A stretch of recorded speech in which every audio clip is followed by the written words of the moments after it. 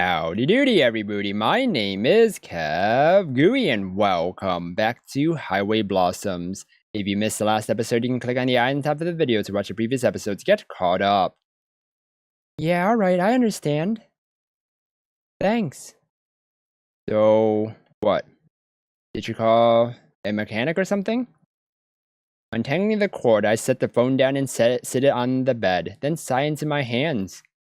Hotel sheets are surprisingly soft, a hell of a lot softer than the stiff rags I've been sleeping on lately. Oh, hopefully they're clean. Wait, are you in a hotel or motel? Because I think hotels are a lot more expensive, right? Downtown Palm Springs, a 5-star hotel. We were lucky they had a vacancy, let alone checked us in this late. Oh, a 5-star hotel. Oh, wow, that is expensive. I don't think I've ever been to a 5-star hotel. Or a hotel at all. Have I? I don't even remember. Of course, a nugget of gold can go a long way in the art of persuasion. I would have sprung for a cheap motel, but every place has no vacancy signs lit up and, well, I guess I just wanted to pamper Marina one last time. Especially after earlier. Especially before what I'm about to do. Bathroom door creaks open. Marina walks onto the carpet, her hair still damp and stringy. Noticing me, she stares down, avoiding eye contact. I do the same, letting the silence overtake the room until one of us is forced to say something. How was the shower? It was nice, got hot really fast. The room goes silent again. Neither of us can look at the other, but we're both stuck, trapped until one of us can get past the awkwardness. I think you need to speak up, Amber, from what happened in the last episode. Marina is the first to look up. Will the motorhome be okay? Yeah, they said the engine overheated. Should be able to fix it. Did you have any coolant in there? That's good. The first words we've said to each other in hours. Whoa, hours? Even after I flagged down a car and got someone to call a tow truck for us, we just sat in unbearable silence the entire ride over.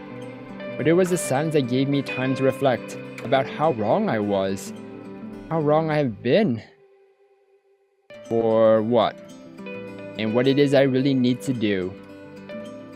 I'm sorry about yelling at you earlier. Ah, good thing she talked first about apologizing. I was angry.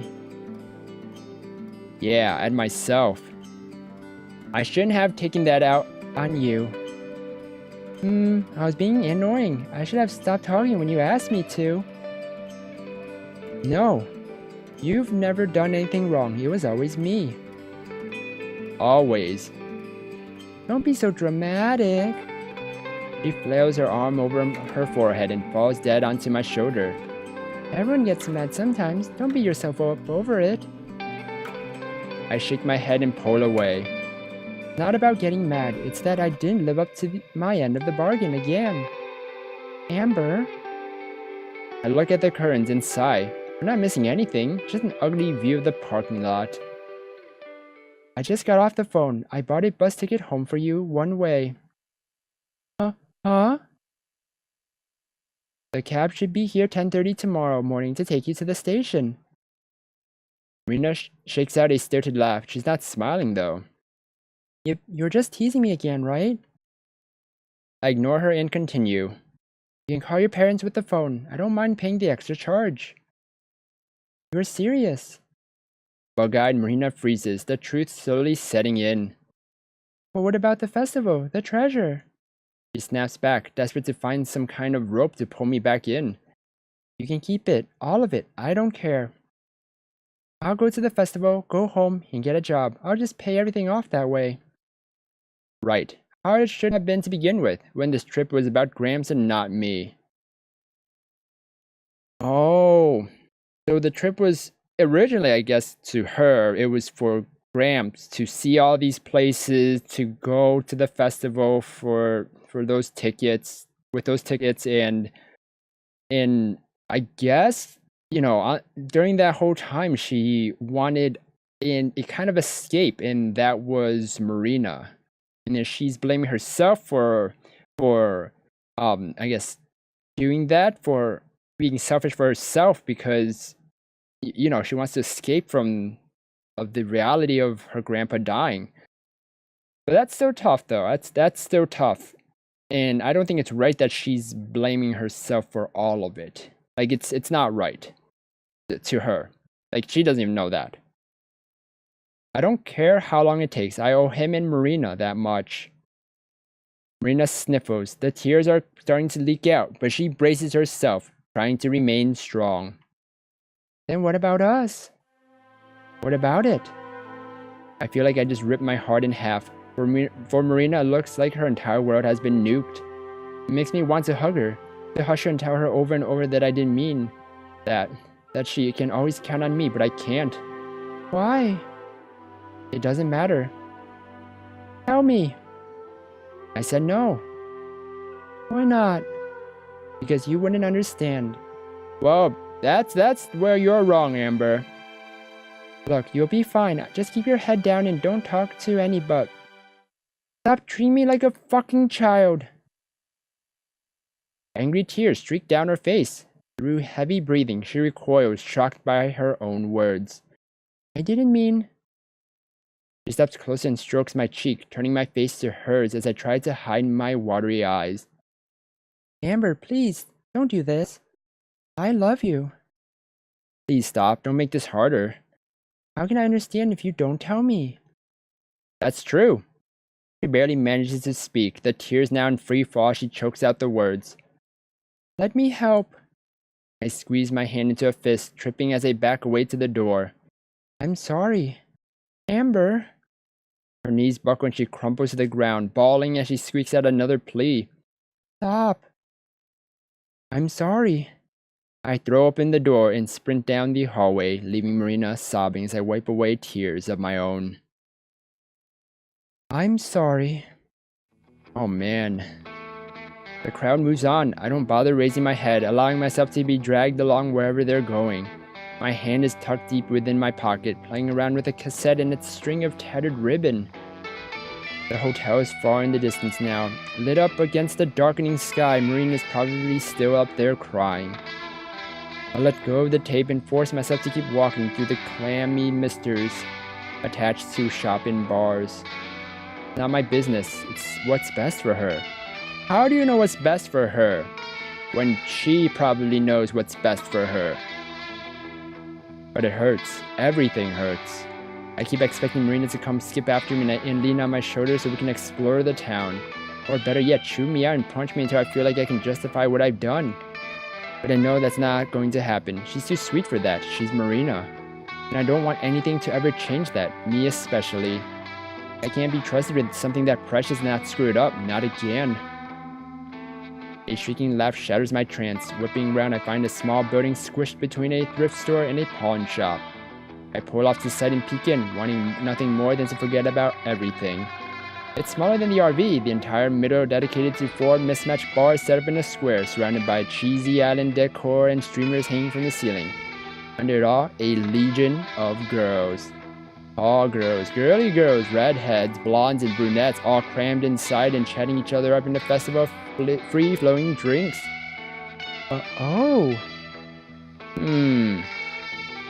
So, what kind of bar is this? I get to see myself blush in real time thanks to the window. The rest of the bar probably does too.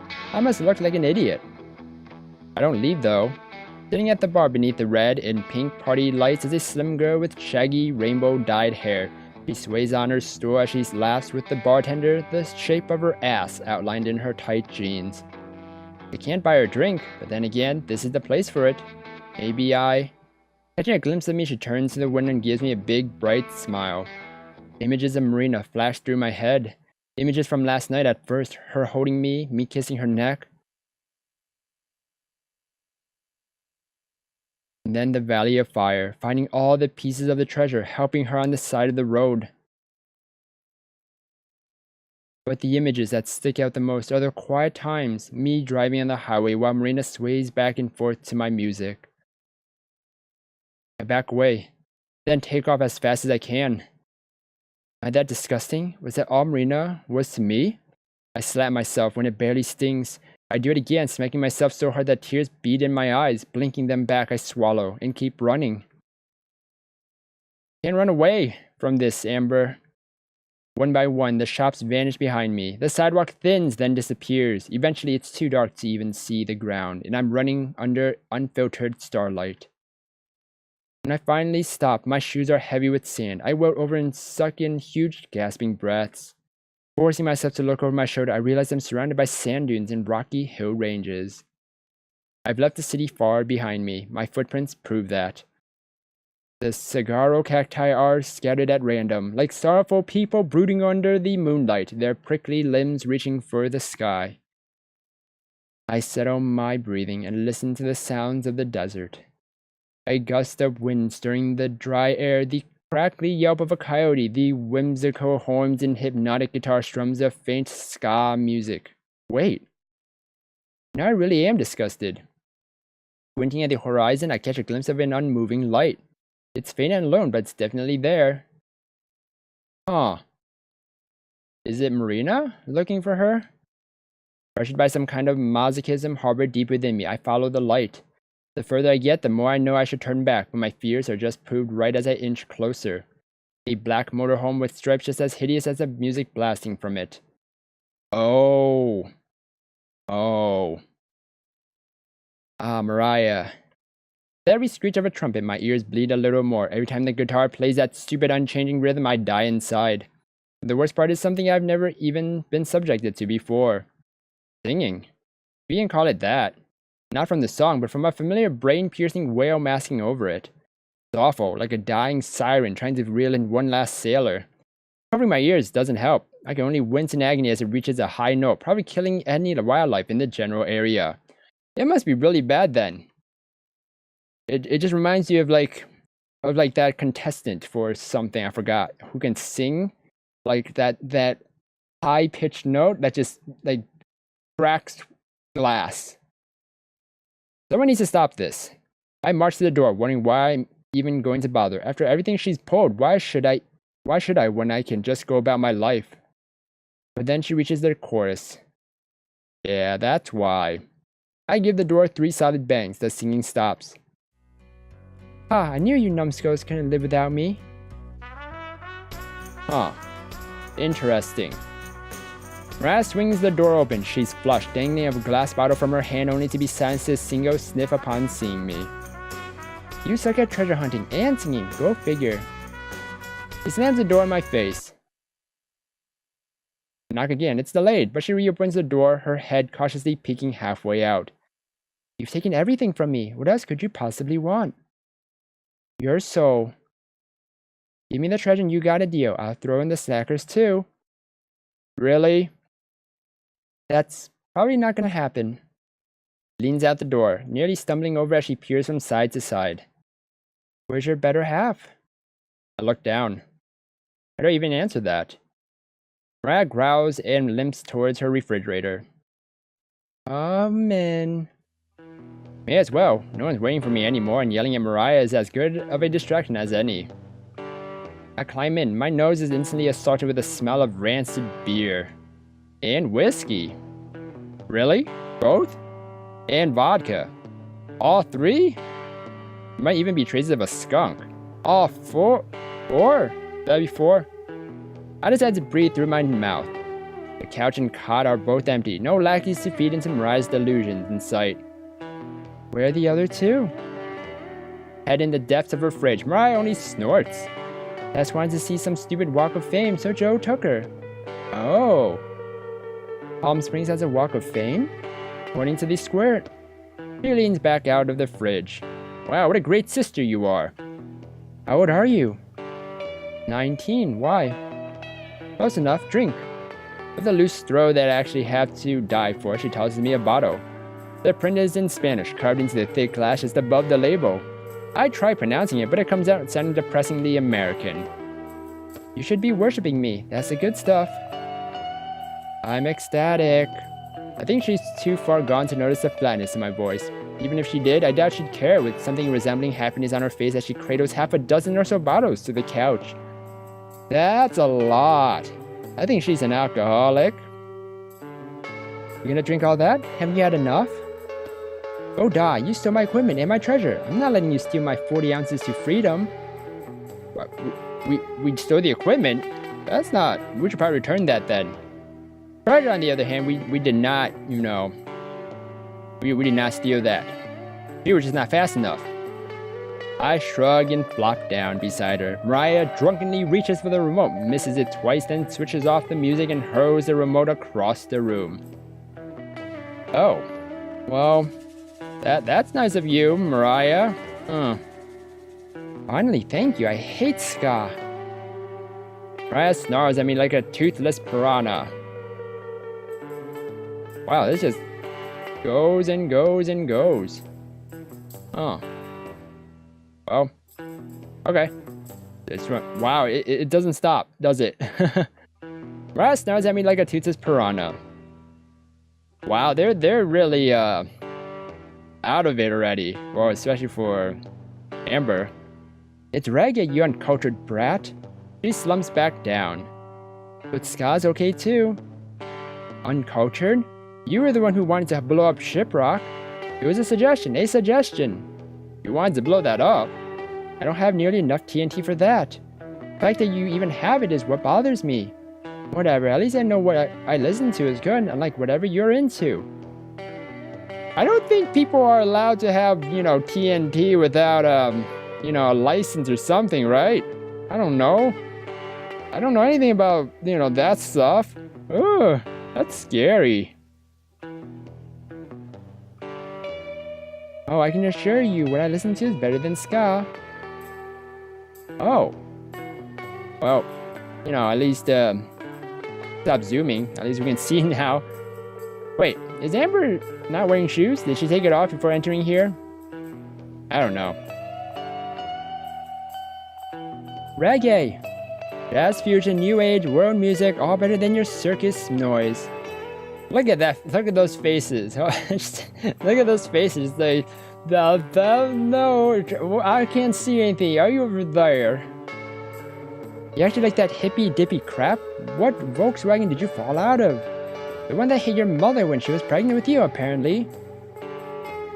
We both click our tongues. Without looking, she pops my cap with a bottle opener, then hers. Giving a half-assed clink of our bottles, we take a swig. This swampy drink tails down my throat, setting my chest on fire. My experience with alcohol is really limited. Gramps didn't keep a lot of booze around, and when he did, it was always mead or wine. That's good. Wine is good.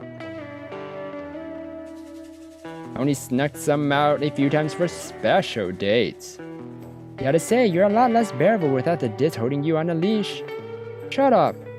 He barely held the flame to the fuse, but that single word is enough to make something inside me go off. Don't you talk about her that way. She's a kinder, more caring person than you'll ever be. Mariah scrunches her nose like my outburst didn't make any sense to her dumb, drunk face. That's not a very high bar. Not wrong. Wouldn't she have at least tried defending herself? I groaned and let my blood simmer down, but not before spitting out one more shot of venom. Whatever, it's not like you're any better. You're a mess without the other two keeping you in check. Hey, don't get any ideas. I'm the one keeping them in check. I'm pretty sure it's the other way around. He'd be dead by now if it weren't for me. Sure, Mariah. I pinch the bridge of my nose and shake my head with a short laugh. Whether or not I choose to accept that Mariah exists in my reality, she's at least something familiar. Comforting. Probably isn't the right word for it, but she's someone to talk to. Why are you here anyway? Who even knows? Joe mentioned something about a music orgy thing. Oh. Music orgy? You mean the festival? Yeah, that. Oh, and you went along with it. I guess that makes sense. You guys are a thing, right? Putting up from a bunch of snorts, Mariah bursts out laughing. Ah, me and that cycle wouldn't be a thing if the planets collided, wiped out everything, formed a mega planet, and we had to repopulate. Why do I get the feeling this exact scenario has been played out in her journal multiple times? Besides, there's more important things to focus on. Or at least... She looks at the drawer again, then glares at me. There were... I hide the temptation to laugh in her face and take another gulp. So nothing, huh? You grow up with someone and don't feel the tiniest thing for them? Takes another swig, but this time just gives the wall a dry, blank stare. If he's still single in 10 years, maybe I'll marry him out of pity. I bet she'd marry the treasure in a heartbeat though. Probably do more than just marry it. Oh, what are you thinking? Huh. What about you and the Dits? Aren't you two going to the music orgy together? Her eyes narrow. I'll kill you if that's what you're using my treasure for, by the way. I don't answer, looking at my now near empty bottle instead. What, you two have a fight? Something like that. I bet it was because of the gold. No honor among thieves, I tell ya. No, nothing like that. It's hard to explain. Well, I don't really care, but go ahead and moan if you want. It's not any different than what you usually do. I look at Mariah. She doesn't seem particularly interested in drowning more beers than anything.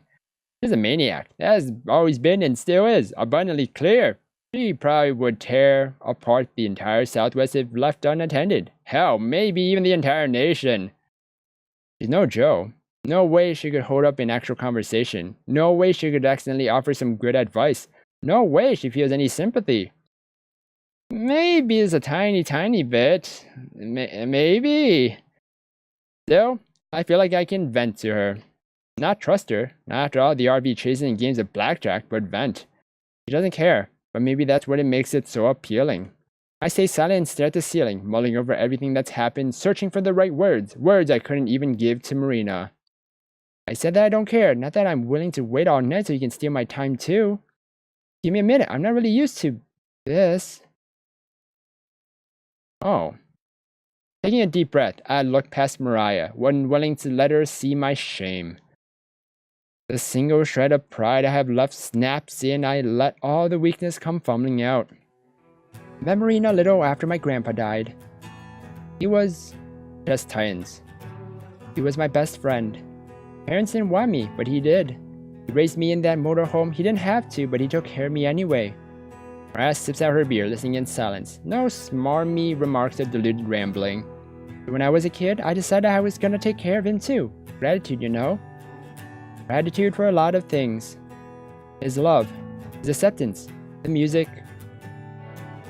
I stifle laughter. God, the music. He would spout random trivia about the weirdest music band you've never even heard of. But I loved it, and I loved him. It sounds dumb, a little girl feeling responsible for some full-grown geezer. I didn't care though. I wanted to prove how much he meant to me. And that's how it worked for the longest time. But then he got sick. I funneled down the beer and reached for another one. Mariah shoves her hand in front of me and pops off the cap, right as the next cycle of heartbreak starts closing in. I whisk back the bottle and force it down. Soapy foam rushes to the top and spills over as I pull it back. Mariah only shrugs. That festival, he was the one who bought those tickets. It was gonna be our trip. That didn't happen. I failed at my job, but I could at least take the trip for him and try to make up for it. Then I met Marina. A smile slips onto my face. Despite everything, even just saying her name makes me feel cheerful. She was really cute and needed a ride, not to mention oblivious. Maybe it was just instinct, but I wasn't gonna let someone so innocent fend for themselves in the desert. I didn't plan on sticking around for long, but when we found the first part of the treasure, I don't know. I told myself I was gonna stick with her because I had to pay off Graham's hospital bills and funeral. But the truth is, I stuck with her because I felt like it was a second chance. I could do some good, help and protect someone who really needed it. And the closer I got with Marina, the more I felt like she was my responsibility. But even more than that, when I was with her, my voice cracks, trembling under the weight of my words. I was happy. It was like Gramps was never even gone. Then I remembered he was, and I completely shut down. Marina tried comforting me, but I just took advantage of her. When I woke up, I realized that's what I'd been doing this entire time. I was never protecting her. I was just using her to cope with Gramps. So I bought her a ticket home. I yelled and cried, but I did it anyway. I didn't just fail Gramps. I made this trip about me, and I hurt Marina. I don't deserve to be happy, and I don't deserve her. Soaking in silence, I blink away an annoying, watery speck in my eye and fight back a few sniffles. You done? Yeah. Mariah polishes off the rest of her drink and slams it down, rattling the other empty bottles on the table. Smacking her lips, she stretches her neck. Each bone cracks one after the other, sounding off in a delayed trail. Then she turns to me and speaks. You're a dumbass. I pause. Excuse me? You heard me. Mariah launches herself at me. I wince as her breath streaks out. The smell was bad enough, but now it's like she rinsed her mouth with whiskey. God, you pissed me off. A growl emerges from deep within her throat as she looks me over. Then, as if acting on a simple instinctive desire, she delivers a stiff smack to the back of my head. For a split second, everything is a fuzzy white. The infuriating image of a snarling Mariah greets me as my vision fades back, partnered with an even more infuriating throbbing. Ow, what the hell? Why are you hitting me? I just spilled my guts to your jerk at. Shut up, I'm talking now.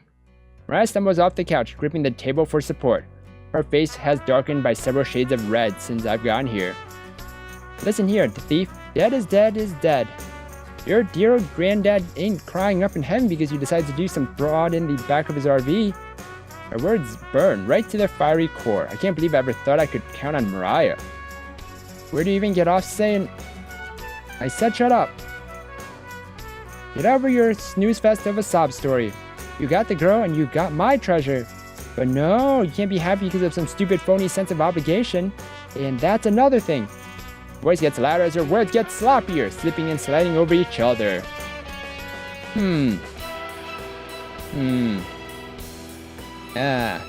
Oh. I feel like something ugly is gonna happen. I mean, the ugly thing already did happen, saying smacked. I couldn't get a word in, even if I tried. All I can do is listen stone-faced as the lashings keep on coming. Who the hell do you think you are? What gives you the right to be some self-righteous guardian? You don't look after people because you have to prove yourself. You do it because... She stops and scratches her head. I lean in, my breath frozen by anticipation as she tries to decode her own logic. Oh yeah, I just remembered. The whole equipment thing, I don't think we took it. I think they gave it to us because, they took the, Marina's car and destroyed it, pretty much. Or sold it. Because you just do, okay? I swear, that annoying complex of yours is gonna smother you and everyone else. Mariah grabs another bottle and swings it straight down on the sharp corner of the table. The cap somersaults through the air. By the time it lands, she's already chugged most of it. But I used her. That's right, obligations, second chances, complexes, none of that means anything because it's all said and done, and I use Marina to make myself happy. You call that using? Give me a break. I use those selectives all the time. That's using. And you know what? Who cares? That did use to find the treasure, didn't she? Well, she kinda did. Hell, if anything, you probably don't use her enough. I'd feel like a real jackass if some dumbass were calling me all the time and all I could do was sit there. People use people all the time. That's what makes them family. Mariah takes one last swig of her beer, then with a glint of sadness in her eyes, stares into the empty bottle. If you're gonna hate yourself, find a reason that doesn't suck. Face smirks from red to sickly green. The bottle falls from her hand and onto the floor as she rocks side to side, like a sailor that's lost their sea legs. Hey, you don't look so good. For a quick moment, Mariah's cheeks blowed out, then just as quickly, she swallows. I'm fine, just need to drink it off. Ooh, ew, I think I just know what happened there. She almost threw up there. Oh. She wobbles back to the couch and collapses next to me. Neither of us speak. Mariah groans, holding her stomach as she feels around for the bottle opener. I look at the pile of empty bottles building up on the table. What happened to not caring? I don't. I just prefer my treasure not being in the filthy hands of an idiot. I just get chewed out by Mariah. Even worse, did some of it actually make sense, or is it just the booze? Maybe it made sense. Amber.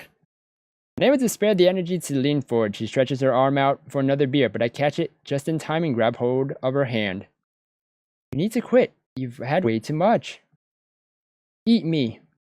She slaps my hand away and snags 2 more beers, shoving one of them into my stomach. You're an idiot, but whether you want to keep being one is up to you. I don't know. I need to think about it. Mariah rolls her eyes. Dumbass. Nothing she says burns anymore. Now only stings with the acidity of truth. But isn't that the same thing as, burning? Getting over it, letting Marina in, really letting her in, it's just not that easy. Well, I mean, if you think about it, Amber, it is kind of easy because you just told Mariah. Someone you kind of hated, It's never been that easy. If I don't, putting my hand on my thigh, I squeeze the outline of the cassette. Mariah raises out her beer and grunts, sighing. I raise up mine and we clank them together. Jerk ass. Oh. Massaging the drunk away, I nurse my head as it pounds in rhythm with my heartbeat. The table has become a stockpile of empty promises and broken dreams, foundation beneath even emptier bottles. Mariah stood at my side, slumped over and passed out. It might be a super heavy weight, but I decided to stick around and keep an eye on her. Soon, Joe and Tess will be back and they can take care of the rest. Watch the slight movements of her chest as she breathes in and out. Ears are quite as eerie. I had to believe there's still a person underneath all that yelling and obsessiveness, but there she is. People use other people all the time. That's what makes them family. Sounds gross and awful. It is. But those words have been echoing inside me since she said them. I used Marina to cope. There's no denying that. But Mariah said that Marina used me to find the treasure. If that's true, then why don't I feel used? Why did I always feel genuinely wanted by her? She relied on me. Is that using?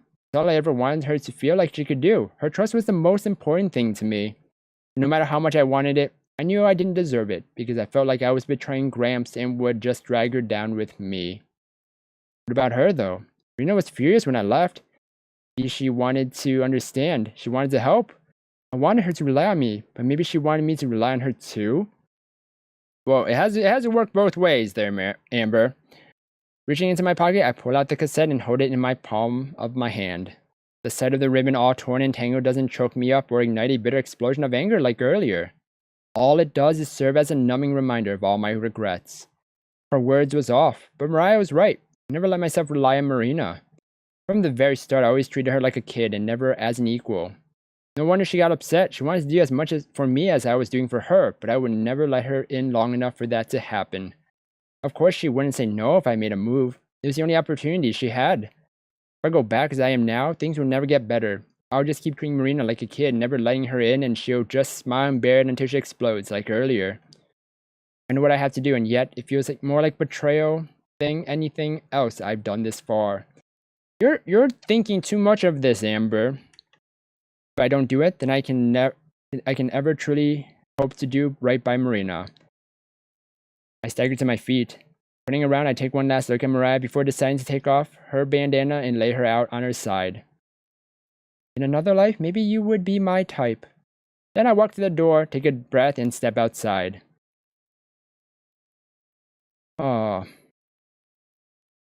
I'm gonna end the episode here, everybody. Seems like, she's still having a hard time. And things have gotten worse. And, oh man. I really do hope that things work out. I really do. We'll find that out in the next episode of Highway Blossoms. So if you guys enjoyed this episode, then please slime that like button and subscribe down below for more awesome videos. Thank you everybody for watching this episode, and you will hear me in the next one. Goodbye! The nature spirit are getting really close and cuddly time with Sylvie.